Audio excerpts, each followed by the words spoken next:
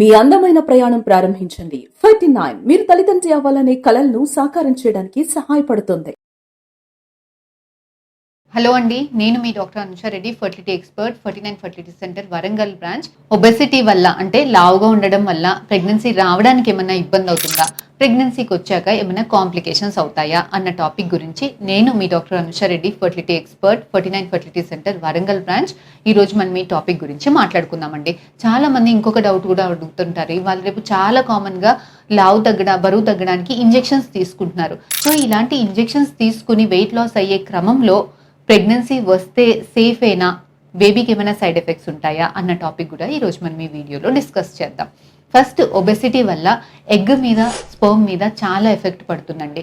Obesity ఉండడం వల్ల egg సరిగ్గా పెరగదు, ఫాలికల్ రిలీజ్ సరిగ్గా ప్రాపర్గా ఉండదు, ఎగ్ క్వాలిటీ ఎఫెక్ట్ అవుతుంది. పీసీఓడి ఆల్రెడీ ఉంటే ఎక్కువ అయ్యేదానికి, పీసీఓడి వచ్చేదానికి ఛాన్సెస్ ఎక్కువ ఉంటుంది. ఆల్రెడీ ఉంటే సివియారిటీ పెరిగేదానికి కూడా స్కోప్ ఎక్కువగా ఉంటుందండి. ఈ ఒబెసిటీలో ఫీమేల్స్ మీద ఎలా అయితే ఎఫెక్ట్ ఉంటుందో, మేల్స్ మగవాళ్ళల్లో కూడా స్పర్మ్ కౌంట్ కానీ, కదలికలు కానీ, క్వాలిటీ, డిఎన్ఏ ఫ్రాగ్మెంటేషన్ ఎక్కువగా ఉండేదానికి స్కోప్ ఎక్కువ ఉంటుంది. సో ఇలాంటి ఎగ్, ఇలాంటి స్పర్మ్స్ తోటి embryo formation, baby qualities poor క్వాలిటీలో తయారీ అవుతుంది. అలాంటి బేబీస్కి అబార్షన్ అంటే గర్భసంచి మీద కూడా ఎఫెక్ట్ పడి మనకి ప్రెగ్నెన్సీ రావడంలో ఒక 10-15% ఛాన్స్ తగ్గుతుందండి.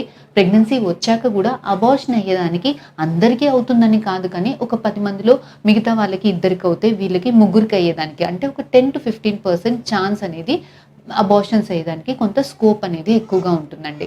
సో ప్రెగ్నెన్సీ వచ్చాక ఇంకేమైనా ఇబ్బందులు ఉంటాయా అని అంటే, వీళ్ళల్లో మనకి షుగర్, ప్రెగ్నెన్సీలో డయాబెటీస్ రావడానికి కానీ, బీపీ రావడానికి కానీ, అబార్షన్స్ అయ్యేదానికి కానీ, ముందే డెలివరీస్ అయిపోయేదానికి కానీ కొంత ఛాన్సెస్ అయితే డెఫినెట్గా ఎక్కువగా ఉంటుందండి. సో లావుగా ఉన్న వాళ్ళు ప్రెగ్నెన్సీ ప్లాన్ చేసుకోకన్నా ముందే వెయిట్ లాస్ అవ్వడం అనేది చాలా ఇంపార్టెంట్ అండి. 10-15% వెయిట్ లాస్తో మీ పీరియడ్స్, చాలా మందికి పీరియడ్స్ రెగ్యులరైజ్ అవుతాయి, న్యాచురల్గా కన్సీవ్ అయ్యేదానికి ఛాన్సెస్ ఎక్కువగా ఉంటుందండి. ఇలాంటి వాళ్ళల్లో వెయిట్ లాస్ వల్ల ఐయుఐలో కానీ, ఐవీఎఫ్లో కానీ ఎగ్ క్వాలిటీ ఇంప్రూవ్మెంట్ వల్ల గర్భసంచి మీద సైడ్ ఎఫెక్ట్స్ తగ్గి కొంత సక్సెస్ రేట్స్ ఎక్కువగా ఉండేదానికి కూడా ఛాన్సెస్ చాలా ఎక్కువగా ఉంటుందండి. చాలా మంది బరువు తగ్గడానికి ఇవాళ రేపు ఇంజెక్షన్స్ తీసుకుంటున్నారు. సో ఇలాంటి ఇంజెక్షన్స్ వల్ల వెయిట్ లాస్ అయితే గమనిస్తున్నాము.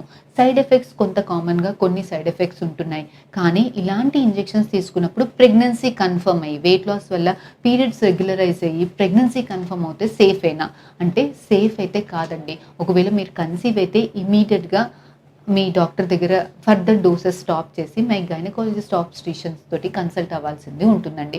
ఎందుకంటే హ్యూమన్ స్టడీస్ అనేవి చాలా లిమిటెడ్గా ఉన్నాయి. ఎలా చేసుకోవాలి అని అంటే, మీరు వెయిట్ లాస్ అయ్యి 1-2 months గ్యాప్ ఇచ్చిన తర్వాత ప్రెగ్నెన్సీ ప్లాన్ చేసుకోవడం అనేది చాలా సేఫ్ అండి. సో ఒబెసిటీ వల్ల ప్రెగ్నెన్సీ ఇంపాసిబుల్ అయితే కాదండి, కాకపోతే ఛాన్సెస్ అయితే కొంచెం తక్కువగా ఉంటాయి. కొంచెం weight loss, diet changes, exercise వల్ల చాలా బిగ్ డిఫరెన్స్ క్రియేట్ చేయొచ్చు. Thank you.